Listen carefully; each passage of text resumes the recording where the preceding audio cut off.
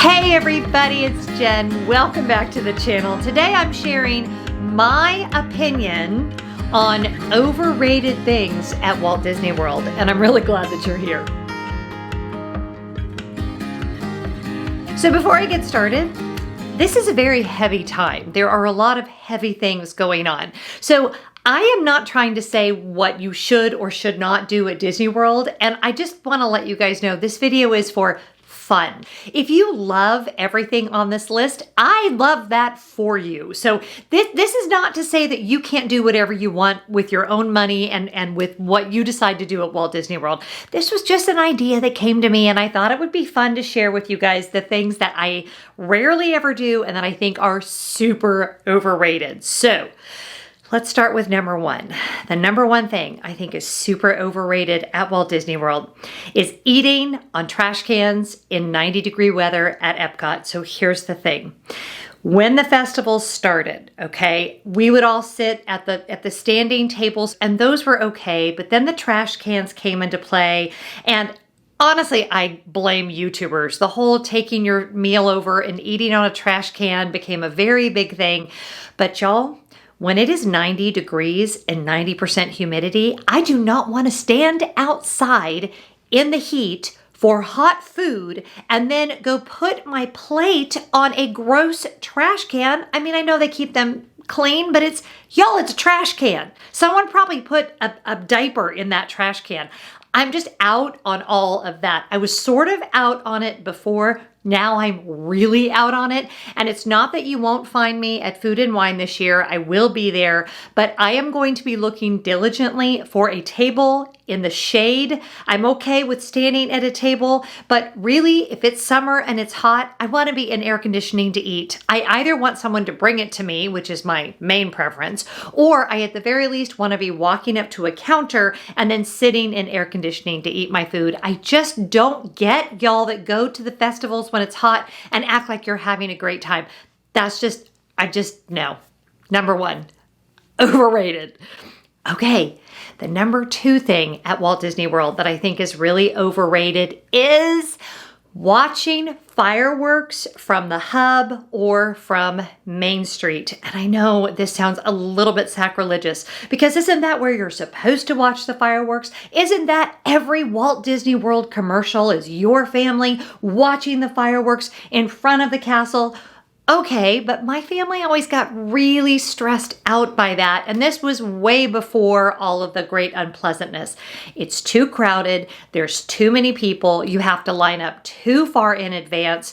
Afterwards is a freaking nightmare, and I am just out on all of that. Now, I do have several alternatives that are inside of the Magic Kingdom that I think are just as good. Maybe you lose a little bit of the show, but I think what you lose with the show, you more than make up for in not having the crowds. I like watching from the bridge in front of Splash Mountain. That's a great place to watch. We've also started watching quite a bit lately behind the castle, and it's a very different experience back there. So think Fantasyland, like right in front of Pinocchio Village House. The fireworks kind of go off all around you, which is super fun, especially for little kids, and they are literally right on top of you. So that can be really fun. And then finally, my actually favorite place to watch would be not in Magic Kingdom at all, would be to go over to the Contemporary, watch from the 4th floor observation deck. There's plenty of places to stand and watch over there. If you're a DVC member, you can go up to the top of the World Lounge and just stand outside. That's a great place to watch. And then also we love watching from the beach at the Polynesian, just lots of different options that aren't inside the theme park. And the bonus about watching from outside the theme park is you don't get stuck with that crush of people exiting the park at the end of the day. So I just learned and decided a long time ago that as much as that is like the quintessential Disney World thing, it is just too much stress for me, and the cons just outweigh the pros. And if you really want to see all the projection and everything, if you're my family, you just watch it on YouTube. Sorry. Okay, the number three thing I think is really overrated at Walt Disney World is the DVC Lounge in Epcot. Yes, I know it's cool. Yes, it's great that it is in the Imagination Pavilion. The ceiling is very cool. It's very cool where it is, upstairs, all of those things.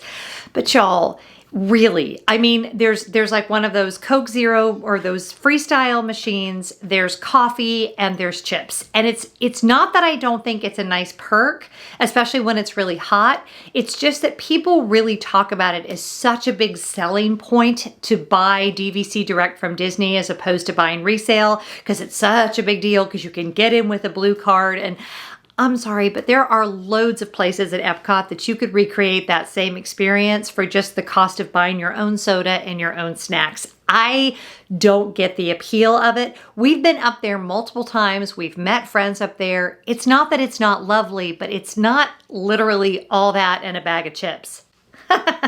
Get what I mean? It's just okay. It almost feels just kind of like a really bad airport VIP lounge, but without any alcohol or really any good snacks. And I'm not dogging on it. And if you absolutely love it, but it's not something we feel the need that we have to go do. And I certainly don't think it's a perk that's worth paying thousands more dollars for your contract to buy direct from Disney as opposed to resale. It's fine and it can be fun, but I think for sure it is overrated. Okay, the number 4 thing I think is overrated at Walt Disney World is staying in the parks from park open to park close. I have been saying this for decades now. I think most families do not do so well with this scenario. And I know there are some of you that is just the way you do Disney. It's almost like a cultural phenomenon. You love to wear yourselves out. You love to get really, really exhausted. And that to you is a perfect day in the parks. I just think that is a horrible way to do Disney. I don't think it's relaxing. I don't think it's a good vacation feeling. And I think a much better option, at least for us, is to go into a park in the morning, then to either go back to our resort or to at least get away from the parks for a little while, maybe go hang out at a resort. You're more than welcome to do that. Maybe go somewhere just a little bit quieter, just go somewhere a little bit quieter just to escape the maddening crowd. It could be my family because all of us get a little bit stressed out with loads and loads of people, but nobody in my family does well if we go from rope drop to fireworks. So I really think that is overrated. And not only do I think it's overrated, I think a lot of people go in thinking it's a great idea and then they're completely wiped out and they don't have a fun vacation. So if you're going to Disney World for the first time and you say to me, Jen, what would be your number 1 tip? My number 1 tip would be plan to take a break during the day. And this is true no matter what age your kids are, no matter what age you are. I'm just a firm believer in taking a little bit of a nap, a little bit of a rest. And if you can't actually sleep, at least just getting away from the stimulation for a small break in the middle of the afternoon, get out of the heat. And I really think it will transform your trip into an actual vacation instead of feeling like, a death march. It's just me. It's just me. It's okay if you like it. It's just me. And then the last thing at Disney World that I think is overrated, and y'all are going to kill me for this, Rise of the Resistance. Now, I have ridden this ride now 3 times, okay? 3 times.